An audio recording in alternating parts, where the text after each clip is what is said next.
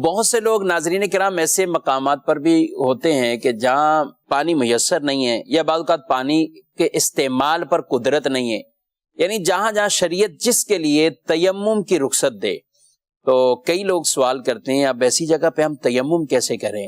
جہاز میں ہیں یا بس میں ہیں یا اسی طرح ٹرین میں ہیں یا کئی بھی ایسے مقام پر ہیں کہ تیمم کرنا ہے، تیمم کیسے کریں؟ مٹی والی کوئی چیز ایسی موجود نہیں ہے۔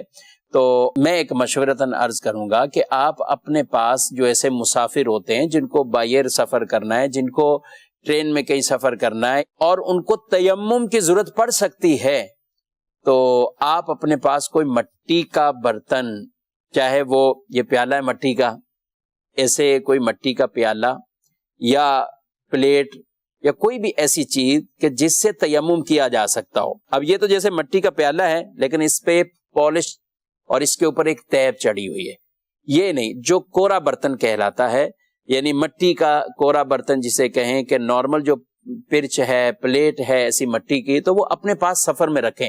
جس پیالے میں یہ پالش ہوئی ہوئی یا اس طرح کا ہے تو وہاں نہیں، یہ کورا برتن جسے کہا جاتا ہے، یہ ماشاءاللہ جمیل صاحب اسکرین پر دکھائی رہے ہیں، یہ اس کی بیک سائڈ دیکھیں، یہ دیکھیں یہ کورا پن اس کا نظر آ رہا ہے واضح طور پر۔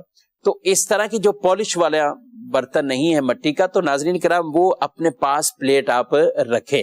جمیل صاحب امیر اہل سنت دامت برکاتہم علیہ کمال ہے، یہ بھی سوچ انہی کی طرف سے، بلکہ مجھے ایک مفتی صاحب نے بتایا کہ غالباً 15-20 سال پہلے شاید، جب ان کا سفر حج کا سفر تھا، پہلا ہی سفر تھا، تو کہا کہ امیر اہل سنت سے ملاقات کے لیے حاضر ہوئے نا، تو امیر اہل سنت نے ایک مٹی کی پلیٹ بھی تھی، ایک یعنی آدمی کو چیز دیتا ہے، فرمایا یہ اپنے بیگ میں رکھنی۔ اچھا پہلے وہ کہتے میں بھی تھوڑا سا حیران ہوا، اچھا پہلے انہوں نے کہا کہ یہ، لیکن امیر اہل سنت نے فوراً جواب بھی دے دیا تاکہ ایک ذہن میں جو تشویش آ رہی تو اس کا بھی، کہ شاید ہو سکتا ہے کئی مقامات پہ آپ کو یہ ضرورت پڑ جائے، آپ حج کے لیے جا رہے ہیں تو کہیں نہ کہیں اگر تیمم کی ضرورت ہوئی تو پھر آپ یہ مٹی کی پلیٹ یا مٹی کی چیز کو استعمال کریں اور اس سے اپنا تیمم آپ کر سکیں گے۔ اور واقعی ہی بعض اوقات ایسی جگہیں آ جاتی ہیں، اچھا اس پہ پھر ضروری نہیں ہے کہ مٹی کی جو چیز ہوگی اس پہ مٹی الگ سے لگنا، چہرے پر بھی مٹی لگنا، یہ کوئی ضروری نہیں۔ جب مٹی کی چیز ہے تو اس پر آپ تیمم بآسانی کر سکتے ہیں۔ جمیل صاحب میں چاہوں گا آپ بھی کچھ اس میں ارشاد فرمائیں۔ اب یہ پیالہ ہے بالفرض، تو اب اس پہ کچھ بھی نہیں لگا ہوا تو کیسے تیمم کریں گے؟ اب جیسے یہ پیالہ ہے تو اس پیالے کا یہ حصہ تو کورا ہے، یعنی اس کے اوپر لیمینیشن نہیں ہے، اندرونی حصے پہ لگی ہوئی ہے، اور کچھ حصہ باہر کا ایسا ہے جس میں لیمینیشن لگی ہوئی ہے، لیکن یہ والا حصہ یہ تقریباً کورا ہے، یہ اندرونی حصہ بھی کورا ہے۔ تو اب اس کو جیسے رکھ لیا، اب اگر یہ دونوں ہاتھ یعنی تیمم کی نیت کریں، تیمم کی نیت کہ میں اس وقت پاکیزگی حاصل کرنے، نماز ادا کرنے کے حوالے سے تیمم کر رہا ہوں، تو یہ نیت کرنے کے ساتھ اب یہ 3 دفعہ دونوں ہاتھ کھولنے کشادہ کر لیں، اور اس کو مٹی یا مٹی کی جنس سے کوئی بھی چیز ہو اس کے اوپر مس کرنا ہے 3 دفعہ اس کو، یہ سننا۔ اب ایک دفعہ میں جیسے یہ ہو گیا، اب دوسرے ہاتھ کو بھی یوں کر دیا۔ اب یہ دونوں ہاتھ ایک طرح سے مٹی لگنا ضروری نہیں جیسے آپ نے کہا۔ اب اس کے بعد اپنے چہرے کا مسح کرنا ہے، تو جو حصہ وضو میں دھونا ضروری ہوتا ہے، جیسے یہاں پیشانی کے جو بال عموماً جمتے ہیں وہاں سے لے کے تھوڑی کے نیچے تک، اور ایک کان کی لو سے دوسرے کان کی لو تک، یہ جو پورا ایریا جو چہرے کا ہوتا ہے، اس پورے چہرے پر اپنے ہاتھوں کو پھیرنا ہے۔ اس انداز میں پھیرنا ہے کہ جیسے یہ حصہ یا ہونٹوں کے اوپر کا حصہ، مونچھوں والا حصہ، اسی طرح آنکھیں بند کر کے آنکھوں کی جو پپوٹے ہیں، یعنی ہاتھ پورا اس طرح پھیرنا جس طرح وضو کرتے کہ پانی ہر جگہ پہنچ جائے، تو اسی طرح ہاتھوں کو اپنے چہرے کی مکمل کھال وغیرہ سب پہ پھیرنا ہے۔ داڑھی ہے تو داڑھی پہ بھی، مطلب جو چہرے کی حدود میں ہے، تو ان سب کو اس طرح مسح کر لیا۔ اب اس کے بعد اب یہ ہو گئے استعمال میں ہو گئے صحیح۔ اب ان کو ہاتھوں پہ نہیں پھیرنا، اب دوبارہ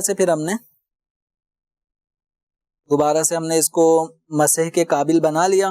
اب اپنے ہاتھوں کا مسح کرنا، بھی گھڑی میں نے پہنی ہے، گھڑی اتارنی ہوگی، آستین کشادہ کرنی ہے کوہنی سمیت. ہم نے اس انداز میں اس کو اپنے ہاتھوں کو پھیرنا ہے کہ گھڑی بیچ میں حائل نہ ہو. خواتین کی چوڑیاں ہوتی ہیں تو وہ چوڑیاں اگر اوپر نیچے ان کو کرنا ہوگا, اگر گھڑی زیادہ اوپر نیچے ہو سکتی ہے تو پھر اتارنا ضروری نہیں ہے.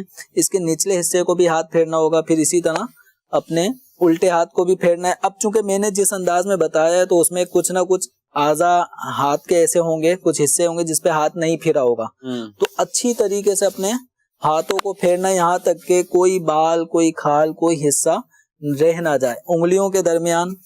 ٹھیک. اب مٹی پہ اگر ہم تیمم کریں گے نا تو اس کا فائدہ یہ ہوتا ہے کہ مٹی اڑ کر ہمارے ان انگلیوں نظر بھی آ جاتی ہے, نظر آ جاتی ہے. جیسے اس وقت پیالہ ہے تو پھر یہاں مٹی نہیں پہنچے گی, تو اب اس میں حلال کر لیں.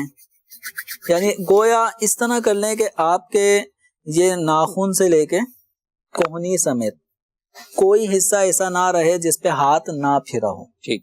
تو دونوں ہاتھوں میں اس طرح کرنا ہے. اور تیمم کے اندر سر کا مسا نہیں ہوتا, صحیح. تیمم کے اندر پاؤں کا بھی مسا نہیں ہوتا. تیمم میں ایک چیز ہے آپ کی نیت کہ میں اس وقت تیمم کر رہا ہوں پاکیزگی حاصل کرنے یا نماز پڑھنے کے لیے, یہ نیت آپ کی ہوگی. اور چہرے کا مسا ہوگا اور دونوں ہاتھوں کا کوہنیوں سمیت مسا ہوگا. یہ 3 چیزیں تیمم کے لیے ضروری ہیں.